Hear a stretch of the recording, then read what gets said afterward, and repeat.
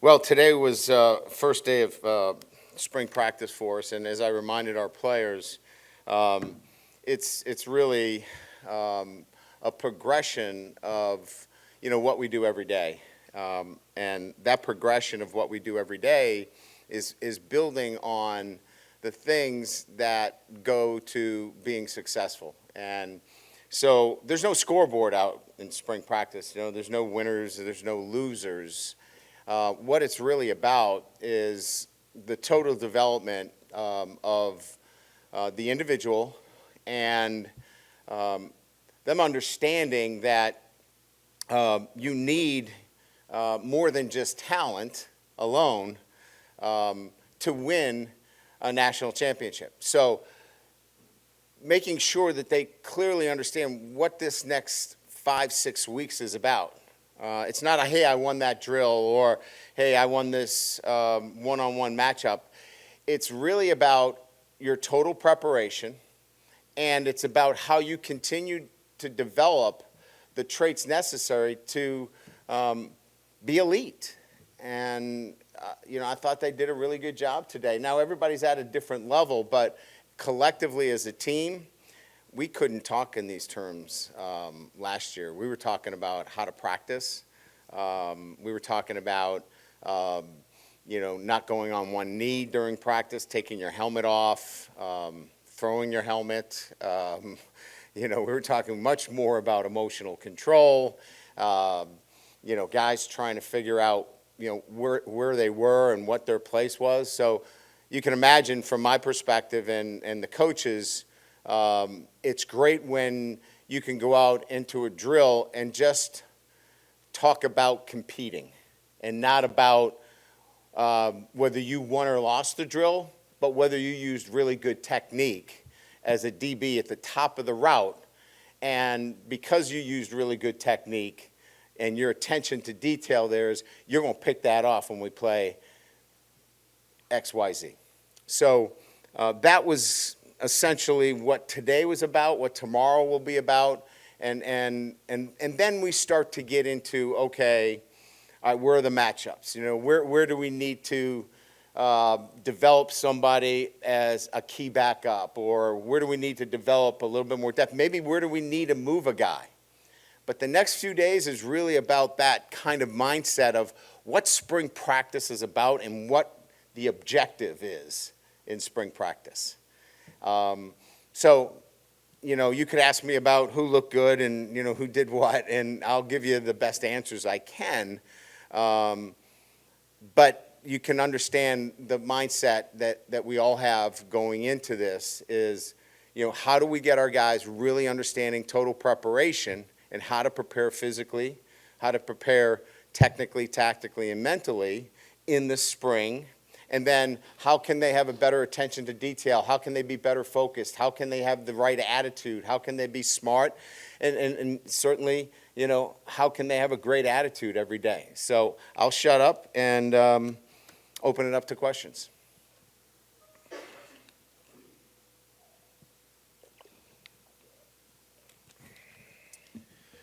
Coach, just on the spring game format, I hear more and more coaches say, as vanilla as that game is, they don't want to put footage out for other teams to look at. How are you dealing with?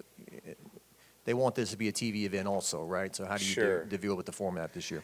Yeah, I don't think you're going to throw exotics in there and do those kinds of things. But you still, if you can play the game, you want to do what I just said, right? You want to continue that competition. You still want to be able to put those kids in a position where, they can work on all of those things. Last year was a little bit different. As you know, I try to treat it as a game where we did pregame meal and we did the walk and we did all those things because they had never been involved, nor had I. So I wanted to take that anxiety out of the first game for us. So as we go through the spring, we'll have to evaluate what the numbers look like. So you could have a short spring game, but you could have some 7-on-7. You could have some individual drills. You could have some of the things where the fans could still be involved in it, but we'll have to see how that goes. Yeah, hey, Coach. Noticed that the running back room was a little bit thin out there. Could you update us on what's going on with John and Josh and Armani?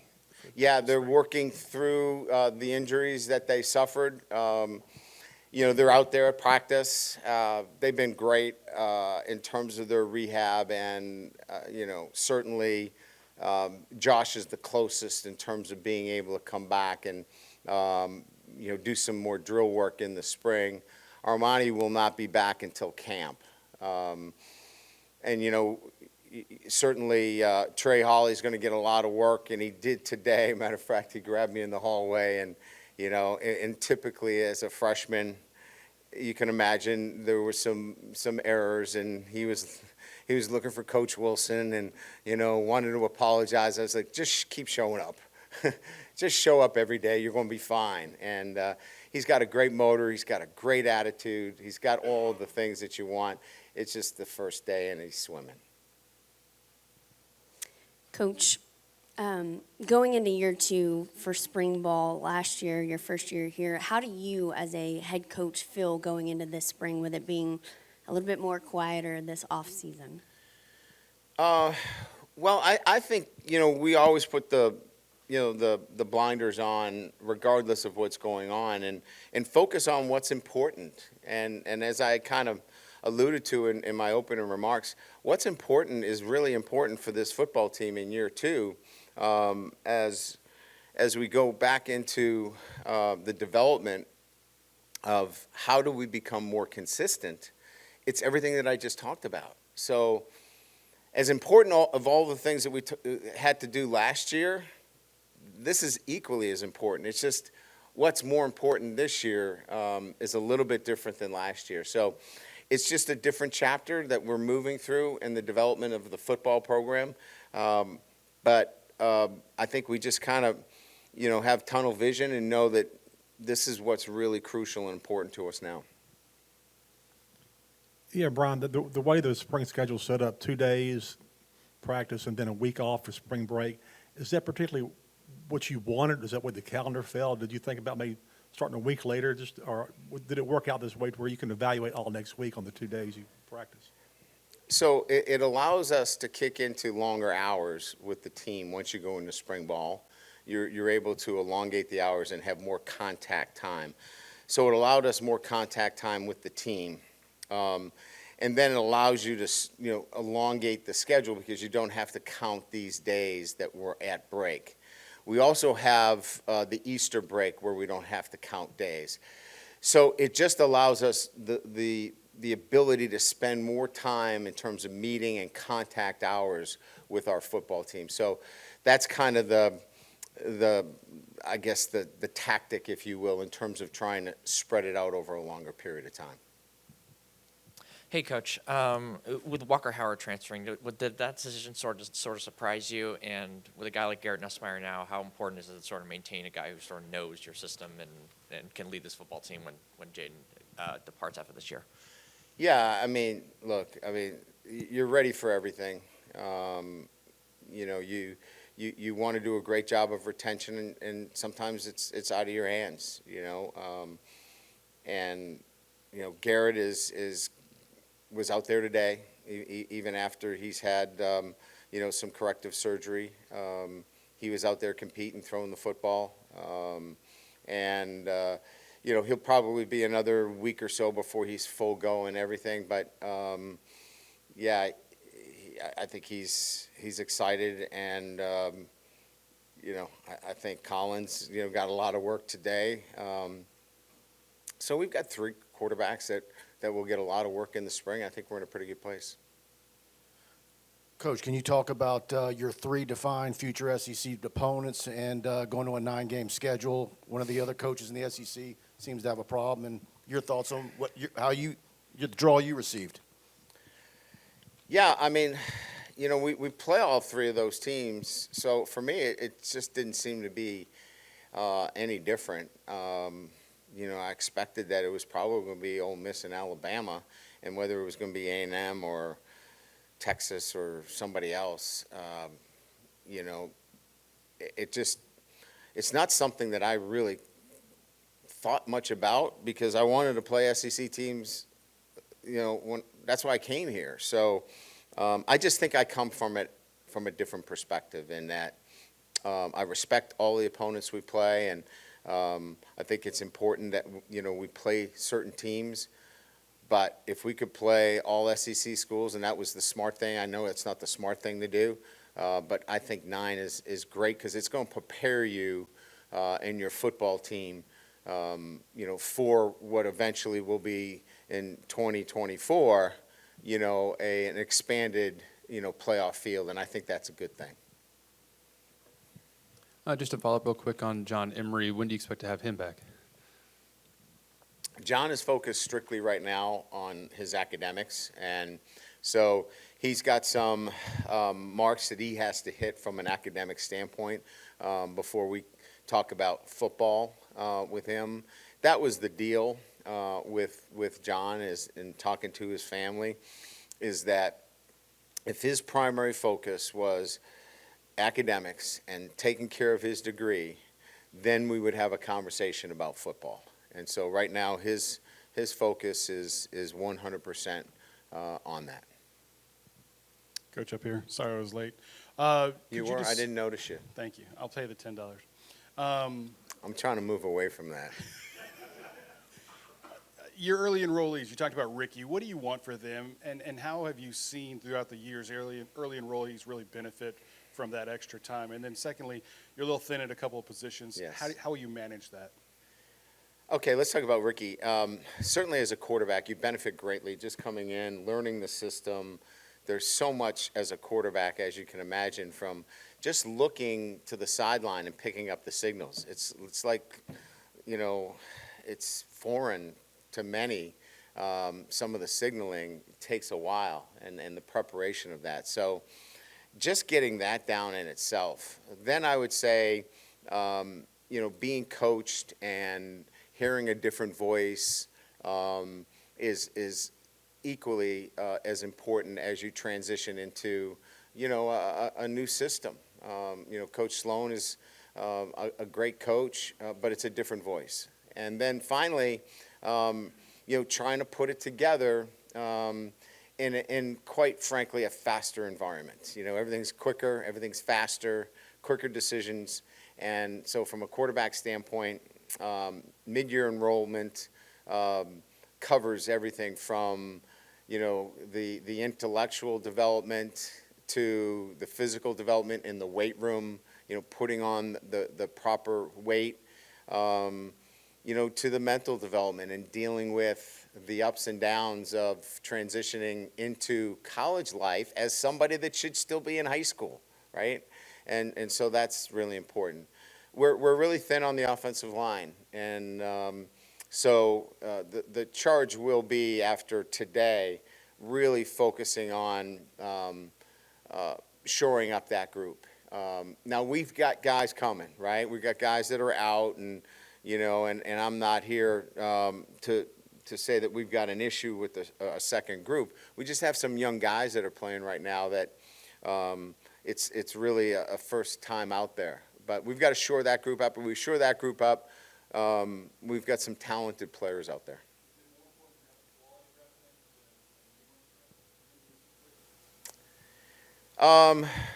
That's a good question. I